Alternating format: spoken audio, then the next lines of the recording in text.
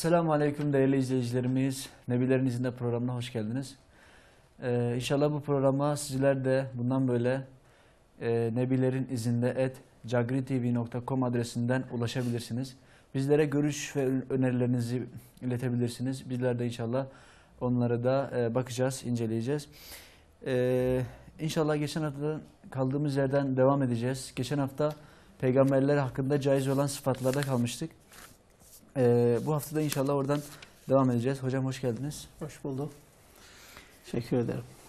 Hocam geçen hafta peygamberler hakkında caiz olan sıfatlardan konuşmuştuk en son. Onlardan bazılarını açıklamıştık.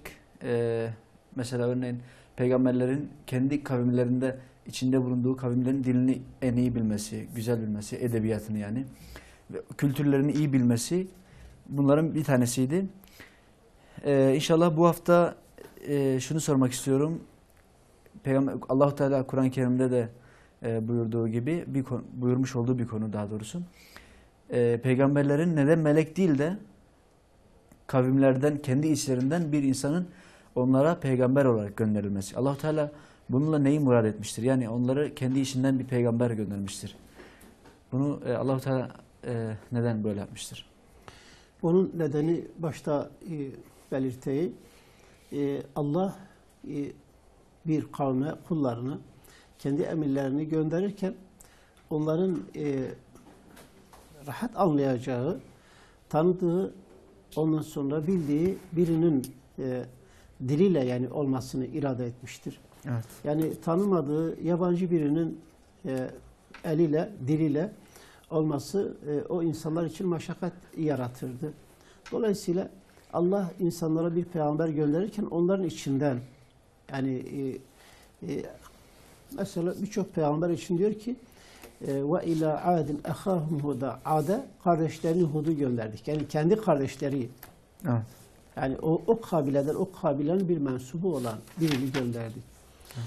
Bu şekilde yani Semud kavmine, Şuayb kavmine bu şekilde bütün peygamberler yani içinde yaşayıp büyüdüğü kavimlere gönderilmiştir. Yani başka insanlardan gönderilmediği insanların dışında başka bir varlıktan da onlara peygamber göndermemiştir. Yani nitekim Kur'an-ı Kerim'de belirtildiği gibi birçok yerde geçiyor bu. İtiraz edenler, peygamberlere itiraz edenler diyorlar ki yani aslında peygamberlik nasıl bizim gibi birine gelir yani. O da bizim gibi yiyor, içiyor. Ondan sonra sokakta geziyor, pazarda bulunuyor. Kadınla yani hayat yaşıyor. Böyle bir peygamber olur mu yani? Nasıl olur yani? Yani peygamber olacak birinin insanların dışında insanüstü bir varlığın olmasını gerektiğini söylüyorlardı. Allah-u Teala buyurur ki böyle bir şey olsaydı onlar için meşakkatli olurdu. Yani onlar için zahmet olurdu. Yani onlardan olması, peygamberin kendilerinden olması, insan olması onlar için bir rahmettir. Hı hı. Yok illa yani melek olsun diyorlardı. Allah-u Teala melek gönderseydi dahi onu yine insan suretinde gönderirdi. Evet.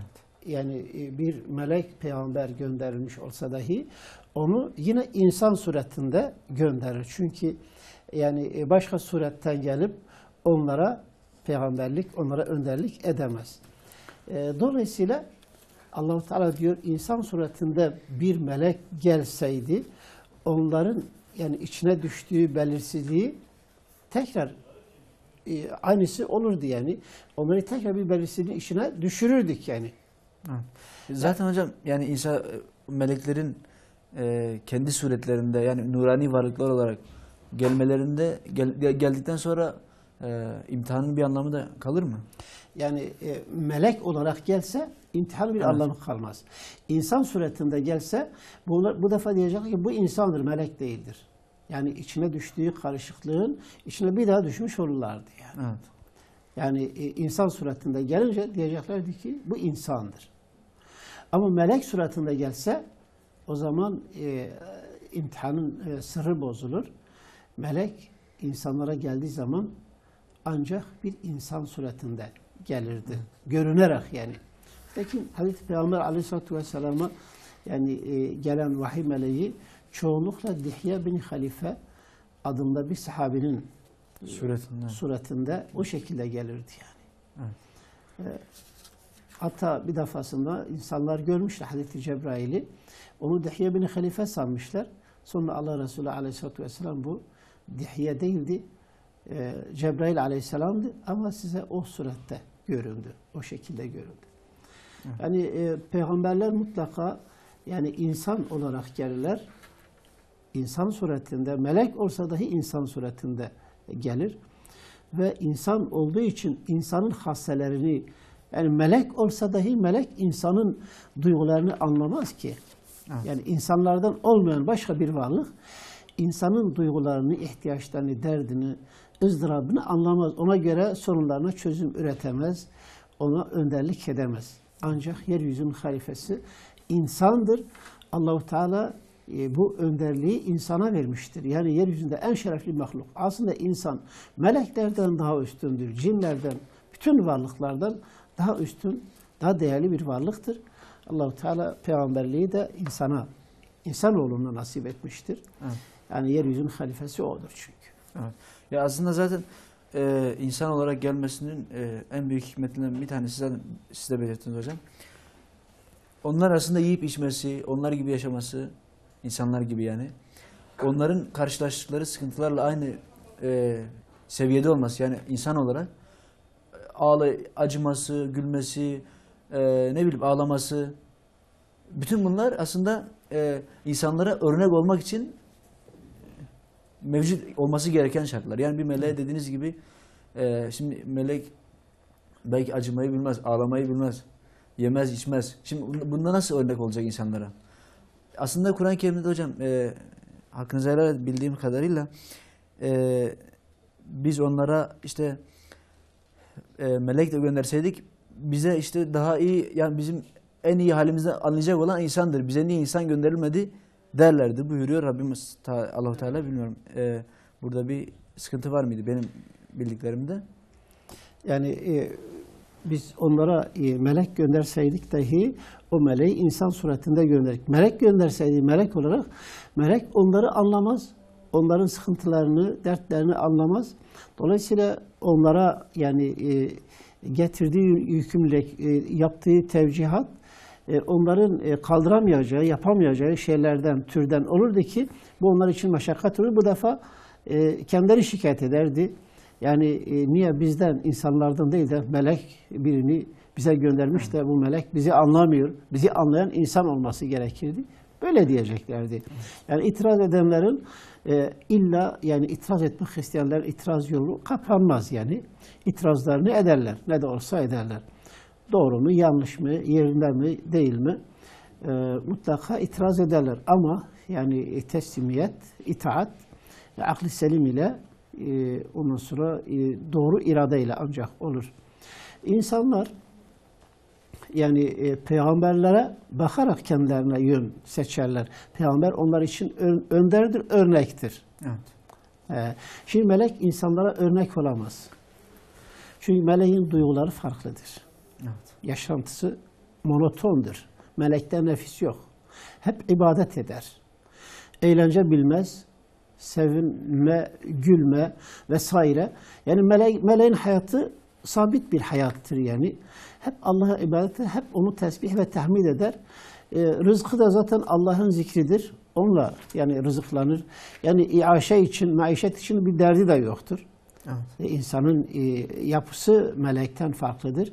Melek insan için önder olamaz, onun için örnek olamaz.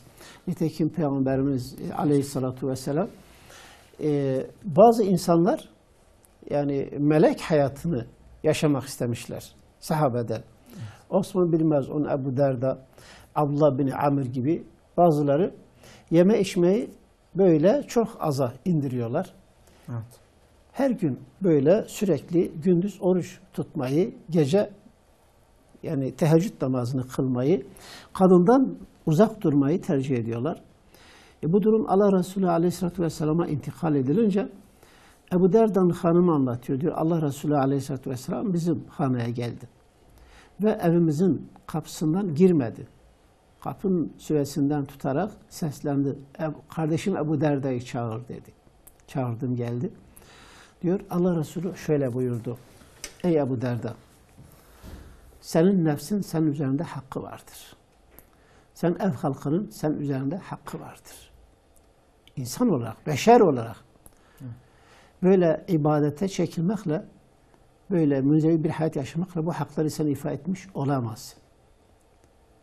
Ben sizin içinizde Allah'tan en çok korkanım. Hiçbiriniz benim kadar Allah'a karşı takvalı değilsiniz.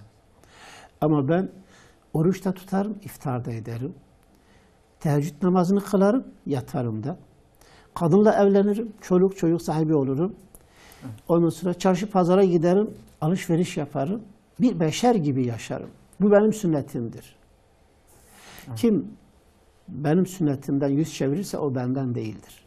İslam'da ruhbanlık yoktur. Ruhbanlık Hristiyanlıkta böyle aşırı derecede kendini ibadete vermek demektir.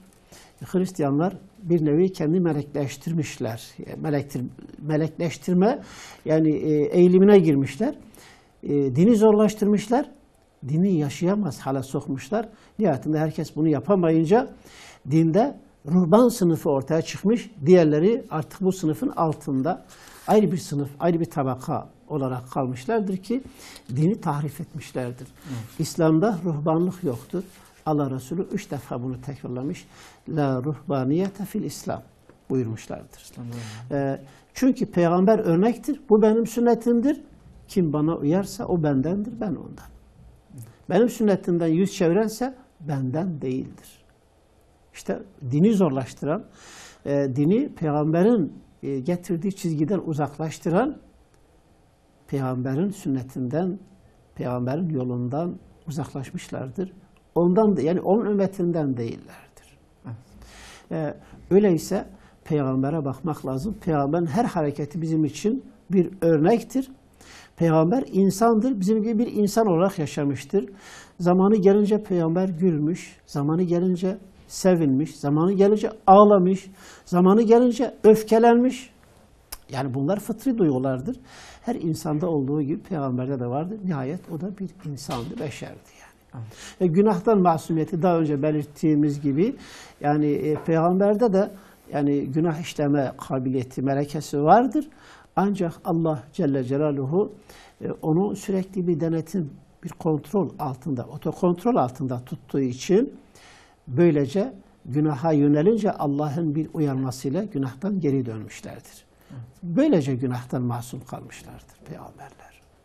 Yani onlar da bizim için örnek, aynen bizim gibi beşerdirler ve beşeri olarak, beşeri halleriyle bize örnektirler. Hocam Allah razı olsun. Diğer bir konu gayb konusu. Aslında bütün insanların merak ettiği, hani bilinmeyeni herkes bilmek ister. Yani merak eder, acaba ne olur, ne olacak gibi. Bunun için insanlar başka batıl inançlara da sapmışlar. Kahinlik gibi. Hocam bunda bu gayb ölçüsü, peygamberlerdeki gayb ölçüsü nedir? Yani peygamberler Allah-u Teala'nın gaybını ne kadar bilebilirler mi ya da ne kadar bilebilirler? Yani bunun ölçüsü nedir? Peygamberler muhakkak gaybden bilgi vermişlerdir. Gayb bilgisine sahiptirler. Ancak onların gayb bilgisi sınırsız değildir. Allah-u Teala'nın kendilerine bildirdiği kadardır. Evet. Yani bir peygamber gayble ilgili her şeyi biliyor demek değildir. Ancak Allah-u Teala'nın ona bildirdiği kadarını biliyor, bilmektedir. Peygamberimiz Aleyhisselatü Vesselam bir savaş seferinden dönerken devesi kayboluyor. Kayboluyor, arıyorlar, bulamıyorlar. Allah Resulü Aleyhisselatü Vesselam diyor, arayın mutlaka, o bir yerde yani bir şey takılı kalmış. Nerede ya Resulullah? Siz deseniz ben bilmiyorum. Bilmiyorum deyince münafıklar hemen kahkaha atıyorlar, yaygara yapıyorlar. Evet. Şu adamın haline bakın ya. Cennetten, cehennemden sözde bize haber veriyor. Gayipten haber veriyor. Ahiretten, şundan, bundan. Şimdi Devesi kaybolmuş da devesinin nerede olduğunu bilmiyor. Onu biliyorum. Şimdi işin foyası çıktı ortaya dediler. Bunu duyunca Allah Resulü Aleyhisselatü Vesselam çok rahatsız oluyor. Ve şöyle buyuruyor. Vallahi ben de sizin gibi bir insan, bir beşerim. Allah bana bildirmediği müddetçe ben gayipten bir şey bilmiyorum. Ama şimdi Allah bildirdi bana. Gidin devem falan yerde, falan vadide onun yuları bir çalıya dolanmış. O çalıya takılı kalmış, söküp gelemiyor. Gidin oradan çözün getirin. Şimdi Allah bana bildirdi. Şimdiye kadar bilmiyordum. Bilmiyordum. Yani o şekilde gidip deveyi getirmişlerdir.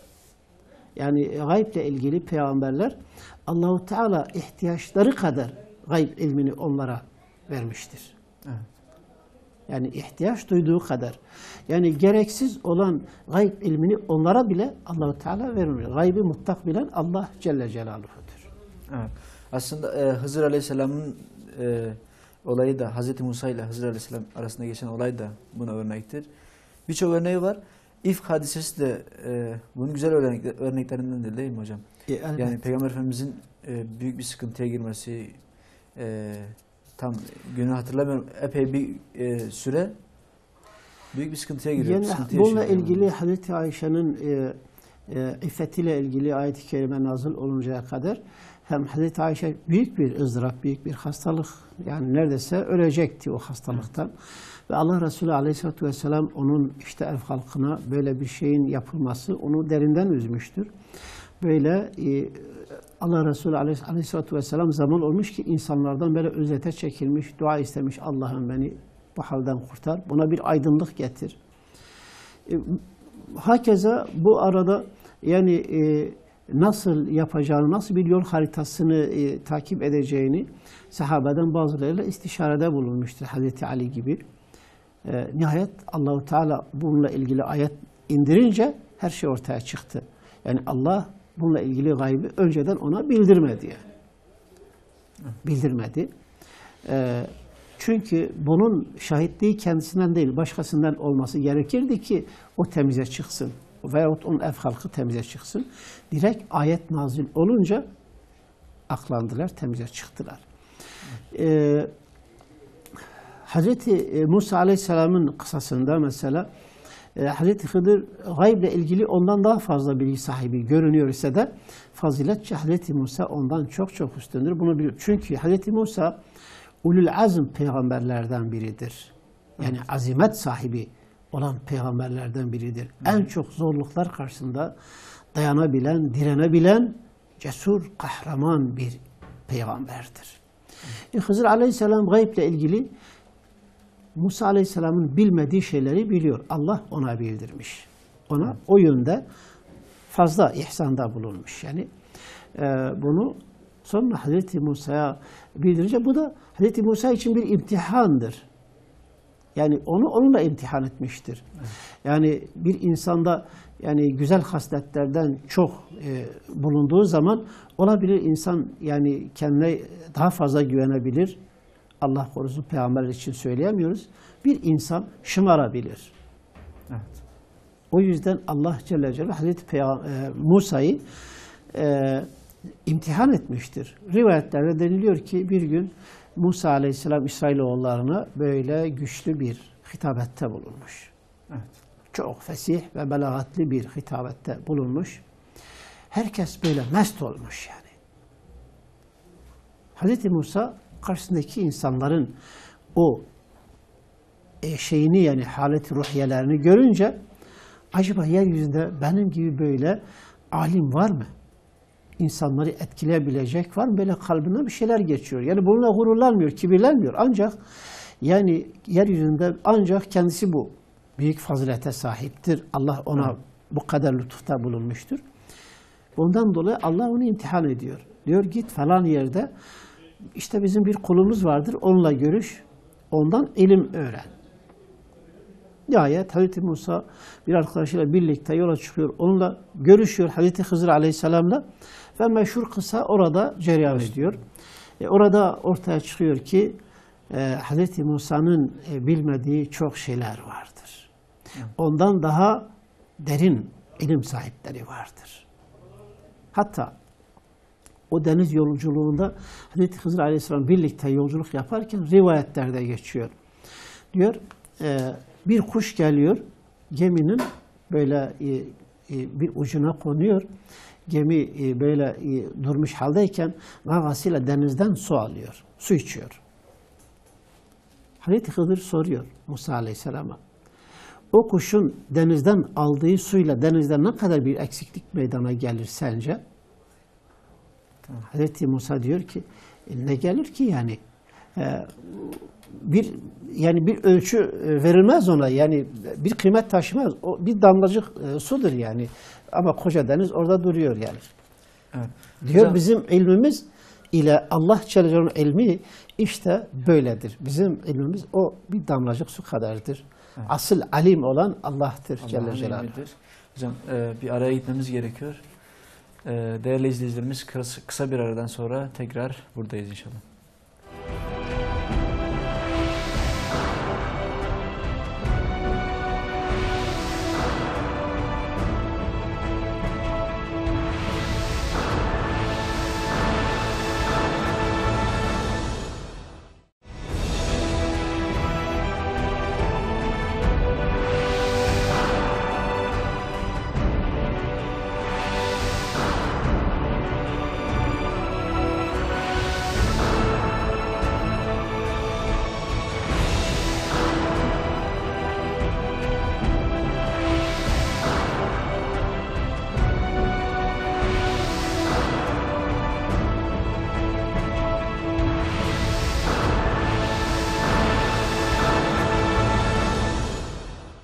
Evet değerli izleyicilerimiz, kısa bir aradan sonra tekrar beraberiz.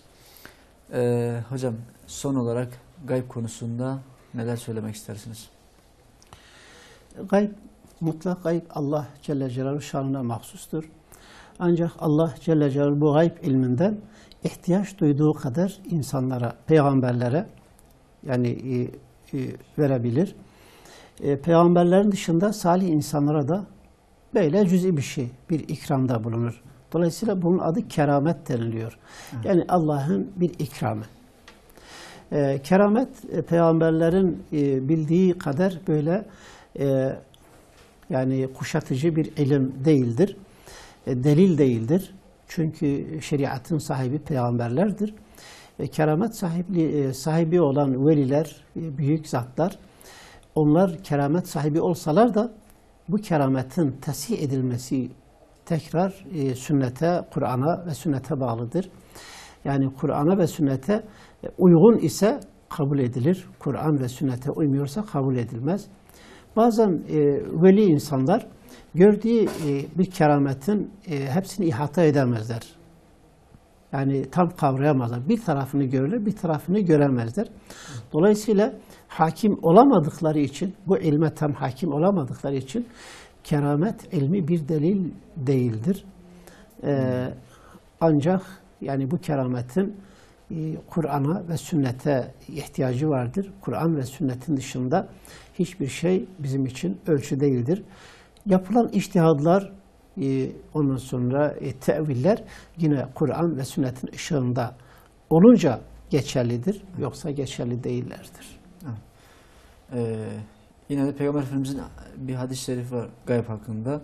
Ben diyor, siz diyor benim bildiklerimizi bilseydiniz az güler çok ağlardınız. Böyle evet. Peygamber Efendimiz eğer benim bildiğimi bilmiş olsaydınız az güler çok ağlardınız.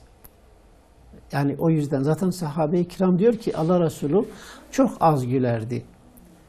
En çok gülmesi ağzı dişlerinin görünmesiydi yani. Yani kahkaha zaten Allah Resulü Aleyhisselatü Vesselam onun şanına yakışmaz, kahkaha atmazdı. Böyle yani ağzı tam açılmazdı. Böyle ağzı bu büyük dişleri evet. Görününce yani Allah Resulü tam gülmüştür. Anlaşılıyordu. Az gülerdi. Çünkü önündeki şeyleri, ağır yükleri o biliyordu. Allah-u Teala onu Miraç gecesinde cennete götürmüş, cehenneme götürmüştü. Oradakilerin halini göstermişti ona. İşte onu bilen bir insan artık gülmesi değil, belki hep ağlaması gelir. Ne malum ki o hep ağlamak istemiş de bizim için bazen tebessüm etmiştir. Çünkü bizim için örnektir Evet. yani. Yani o yüzden insanlar aslında önünde büyük hadiseler var, büyük bir külfet var, bir yolculuk var. Ve bu yolculuğa mutlaka bir gün çıkacak ve bu yolculuğun sonucunda öyle o ağır şeylerle mutlaka karşılaşacak. Bunu bildiği halde zaman zaman insan gafil oluyor. Gaflet insan içindir. Bazen çok güler, Bazen evet. bazen hiç ağlamaz. Ama aslında yani insan aslında çok ağlaması lazım, az gülmesi lazım. Evet. Peygamber kadar bilmese dahi, o kadar ilme sahip olmasa dahi peygamberin hayatına bakarak bir yol haritasını çizmesi lazım. Çizmesi lazım. Allah bizi de onlardan eylesin inşallah. Amin. Hocam diğer bir konu mucize konusu. Peygamberlere has olağanüstü olaylar bütünü mucize. Nedir hocam mucize? Mucize peygamberlere has olan bir olaydır. Mucizenin yani sözlük anlamı karşısındaki rakibini aciz düşürmek. İtiraz yolunu kapatarak onu aciz düşürmektir. İslahi manası ise yani peygamberin harikulade bir şeyi, insanın yapamadığı bir şeyi ortaya koyarak kendi muarızlarını mağlup etmesidir, susturmasıdır. Yani peygamberler için mucize illa şarttır. Mucize olmazsa peygamberliği tescil olunmaz. Öyle yani zorunlu değildir. Caizidir çünkü. Peygamberler için mucize göstermek caizdir. Her peygamber mucize göstermemiştir de. Nitekim Hud aleyhisselam onun kavmi o kadar ısrarla ondan mucize göstermesini istemiştir de yani o bir mucize göstermemiştir kendi kavmine, Ad kavmine. Allah göndermemiş ona bir mucize. Sebebine gelince yani müfessirler diyorlar ki Allah-u Teala'nın Hud aleyhisselam mucize verme işinin sebeplerinden bir tanesi de bir hikmeti de ondan önce Nuh aleyhisselama verdiği tufan mucizesi vardı. Büyük bir mucize. Büyük bir mucize hala o mucizenin etkisi var iken yani Allah-u Teala yani yeryüzünü suyla dolduruyor. Bütün Zaten kafirleri öyle bir helak mucizeyi ediyor. Yani. unutan, öyle bir mucizeyi unutan insanlar zaten diğer mucizeleri de Yani mucize ihtiyaç varsa mucize peygambere veriliyor. İhtiyaç yoksa verilmez. Bu durumda aynen bu durumda olduğu gibi Nuh Aleyhisselam'ın o büyük mucizesi henüz daha unutulmamışken hemen ondan sonra gelen Hud Aleyhisselam'a bir mucize verilmemiş. Ama ondan sonra Salih Aleyhisselam gelmiş. Allah ona deve vermiştir. Mucize olarak bir deve vermiş yani. Mucizevi bir deve. İleride Salih Aleyhisselam'ın hayatına geçtiğimizde inşallah bu deve mucizesini her peygamberin kendisine ait olan mucizelerini orada da hayatlarla birlikte, hayatları içinde anlatmaya çalışacağız. İnşallah. Ancak yani peygamberlere verilen mucizenin yani bu mucizeyle rakibini böyle baskı altına almak, ondan sonra iman etmeye zorlamak, mecbur etmek için değildir. Onlar yine iman edip etmemekte serbesttirler. Yani bu mucize sadece peygamberin haklılığını ortaya koyuyor. Ama bu mucizeyle onlar bir baskı altına alınmıyor. Bak şimdi siz bu mucizeye hemen bu peygambere iman edeceksiniz yoksa hemen helak olacaksınız. Değil. Değil. Mucize gösterilmiş insanlara o mucizeyle peygamberin sadakati, doğruluğu tescillenmiş. Ama iman edip etmemek yine o insanların iradesine bağlı kalmıştır. Yani örneğin Salih Aleyhisselam'a mucize verilince, deve mucizesi, bunlar bazıları kerhen de olsa iman etmişler. Bu da gösteriyor ki aslında yani istemeyerek iman etmek durumunda olan insanlar zamanla kalbiyle o iman edilmemişse iman sayılmıyor. Ve zamanı gelince tekrar içindeki küfrü dışa yansıtabiliyor insanlar. Sözde ona iman etmiş insanlar onu öldürmek için komplo kuruyorlar. Onu yok etmek için komplo kuruyorlar. Sözde ona iman etmiş insanlar mucize olarak gönderilmiş olan deveyi öldürüyorlar. Evet. Bu deve onların imtihanıydı. Deveyi öldürünce Allahu Teala onları helak ediyor. Evet, Olay uzun. Ancak yani mucizeler her peygambere de aynı türden, aynı cinsten mucize verilmemiştir. İhtiyaca Yani göre binaen. İhtiyaca binaen bir de bir kavmin yani en çok güvendiği bir değerleri varsa o değerlerini yani asıl değer olmadığını, değerin ne olduğunu onlara göstermek için mucize yani verilir peygambere. Yani Musa Aleyhisselam zamanında sihir zirveye ulaşmıştı. Yani nihayet Firavun'un da dayandığı tek bir dayanak sihir kalmıştı. Sihirbazları topluyor. Diyor siz Musa'ya karşı galip gelseniz artık benim yanımda en yakınlarım olacaksınız.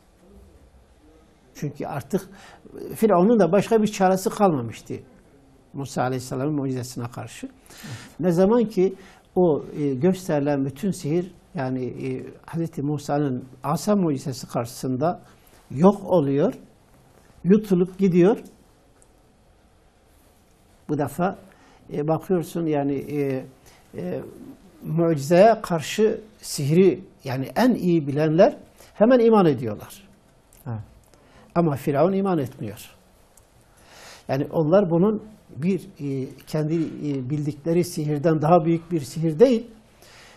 Sihir olmadığını aslında. Bunun bir mucize olduğunu, Allah tarafından verilen bir harikulade olduğunu görüyorlar ve hemen iman ediyorlar. Evet.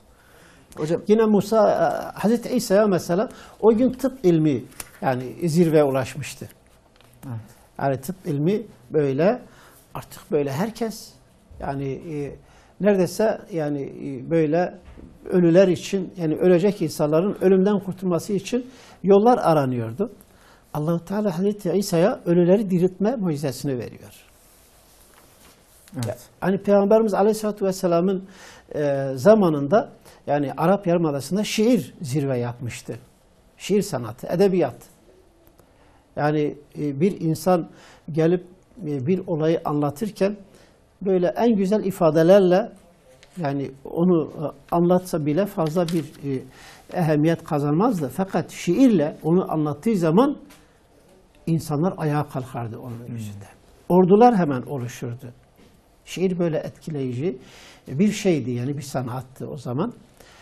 İşte onların en çok güvendiği o şiir sanatını yok etmek için Allah-u Teala Hazreti Peygamber Aleyhisselatü Vesselam'a Kur'an'ı vermiştir ki şairlerin şairi, onların büyük şairi yani Ebu'l-Kıs diyor ki Kur'an gelince benim şiir edebiyatım yok oldu. Kur'an hepsini çiğnedi geçti. Çünkü Kur'an nesirdir yani. Yani edebi bir metindir yani. Allah-u Teala bu yönüyle mucize olarak göndermiştir insanlara. Hiçbir insan Kur'an kadar böyle edebi bir metin ortaya koyamaz. Mümkün değildir. Allah-u Teala zaten meydan okuyor. Meydan okuyor. Bir sure, en küçük bir sure getirebiliyorlarsa getirsinler. Getiremezler. Getirmek için kendi zorlayanlar olmuş yani. Bir şeyler becereyim diye bir şeyler yapmışlar ama yani yüzüne gözüne bulaştırmışlar. Komik duruma düşmüşler yani. Ebu Cehil gibi, As bin Vail gibi Kendi kendilerine kendi kendini güldürmüşler yani. Yapamamışlar. Yapamazlar da. Bundan sonra da hiç kimse yapamaz bunu. Evet. Kur'an evrensel bir mucizedir. Hiç kimse Kur'an'ın benzerini getiremez. Evet. Ya hocam gördüğümüz zaman mesela Peygamber Efendimiz Kur'an-ı Kerim ile birçok insan iman etmiş. Yani Kur'an-ı Kerim okunarak en büyük şairler bile yeri gelmiş ki Kur'an-ı Kerim'i dinleyip iman etmişler. Yani o gerçekten şair Lebid varmış yani meşhur Lebid. Mekke'ye geliyor. Böyle bakıyor ki Hazreti Peygamber yani birkaç kişiye namaz kıldırıyor ve sesli Kur'an okuyor. Lebid gidiyor, bakıyor ki hala ben dinleyeyim bunu ne demek istiyor, neyi okuyor. Dinlerken şu ayet-i kerimeyi Hazreti Peygamber Aleyhisselatü Vesselam okuyor. فَاسْدَعْ بِمَا تُؤْمَرُ وَاَعْرِضْ عَنِ الْمُشْرِكِينَ. Anlamı şudur. Emir olunduğun şeyi apaçık bildir, müşriklere aldırış etme. Evet. Bu ayeti dinleyince Lebid hemen secdeye varıyor. Secde ediyor. Secde edince müşriklere bir telaş düşüyor. Eyvah diyor. Lebid de Muhammed'e tabi oldu. O da secde etti. Hemen Lebid'in etrafını kuşatıyorlar. Sen nasıl böyle birine tabi olursun? Senin gibi böyle görgülü, ondan sonra aydın bir insan, şair bir insan Muhammed'in şiirlerini nasıl, en güzel şiiri sen bilirsin vesaire. Sen ona iman mı ettin? Yoksa hayır diyor. Ben iman etmedim. Ama ben o sözün büyüklüğüne secde ettim diyor. O söz çok büyük bir söz. Yani kısa ama çok mana taşıyan. Evet. Yani içeriği çok büyük olan bir söz diyor. Böyle bir söz bugüne kadar ben görmedim. Ve benim de başkasının da yapacağı, oluşturabileceği bir söz, bir ifade değildir. Ben o sözün büyüklüğüne secde ettim diyor. Ama iman etmedim. Yine müşriktir. Sözün büyüklüğüne secde ediyor o şair. Evet.